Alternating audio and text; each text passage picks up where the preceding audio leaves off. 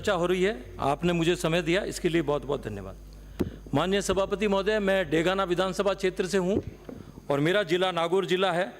नागौर जिले में भूजल में फ्लोराइड की मात्रा बहुत अधिक है और इसी को ध्यान में रखते हुए पूर्व मुख्यमंत्री माननीय वसुंधरा राजे जी नागौर लिफ्ट योजना, नहरी पेयजल योजना लेकर के आई।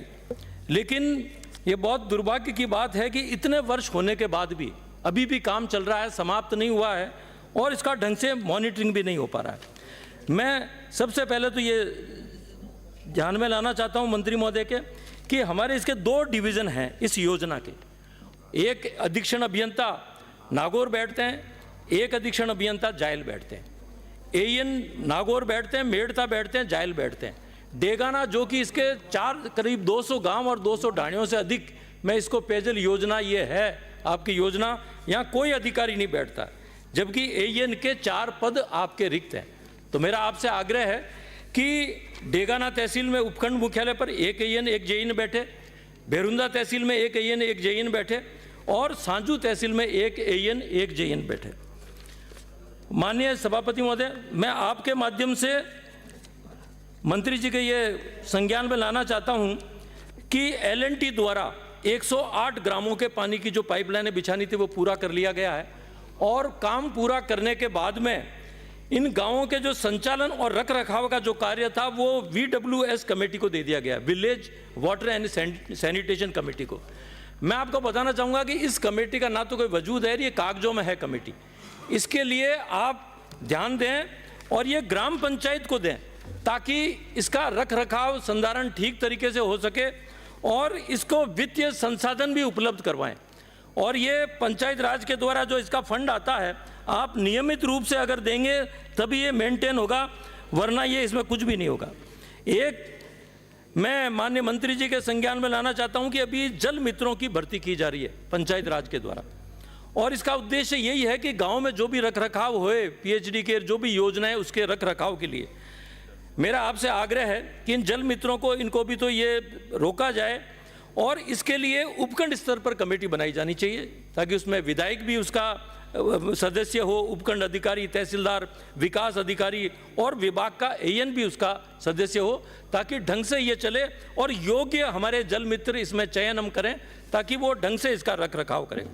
इसके अलावा एलएनटी द्वारा जो कार्य किया गया वो जगह जगह गाँव में सड़कों को खोद दिया गया और खोदने के बाद में उनको ठीक नहीं कराया। तो मंत्री जी आप इसको भी आप देखें। एक मेरा मंत्री जी से ये आग्रह है कि मंत्री जी जल जीवन मिशन के तहत डेगाना, जायल एवं नागौर विधानसभा क्षेत्र की 123 ढाणियों में रेट्रो फिटिंग का कार्य बार बार निविदा स्तर तक जा चुका है किंतु अभी तक कार्य शुरू नहीं हुआ है। इस कारण से मेरे डेगाना विधानसभा क्षेत्र की 94 ढाणियों में पाइपलाइन बिछाने का कार्य अभी तक शुरू नहीं हो पाया है। इसे मंत्री जी देखें। एक माननीय सभापति महोदय, मैं आपके माध्यम से मंत्री जी का ध्यान आकृष्ट करना चाहूँगा कि आप जो भी ये उच्च जलाशय बनाते हैं 50 KL का, 100 का और 150 का, तो मेरा आपसे आग्रह है कि 100 KL का ही बनाए हमारे क्षेत्र में ताकि वो ढाणियाँ भी उनसे जुड़ जाए।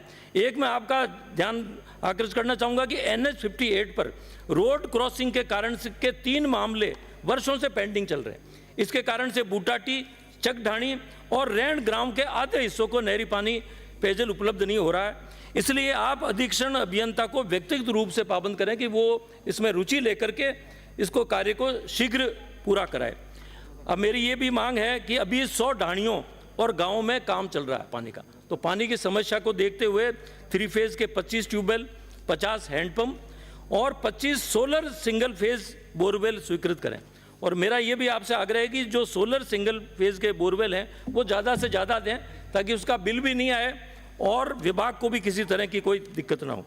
अंत में मेरा माननीय मंत्री जी से आग्रह है कि आप शीघ्र नागौर जिले के विधायकों की एक बैठक जरूर इसमें बुलाएं क्योंकि इसमें ना तो इसको ढंग से मॉनिटरिंग हो पा रहा है और उसमें डेगाना विधानसभा, जायल विधानसभा और मेड़ता विधानसभा के विधायकों को आप बुलाएं और जब आप बुलाएं तो इसमें अधिकारियों के साथ साथ जो इसके संवेदक हैं उनके प्रतिनिधि को भी बुलाएं ताकि आमने सामने बैठ करके काम हो और जल्दी से जल्दी इसका काम हो। बहुत बहुत धन्यवाद।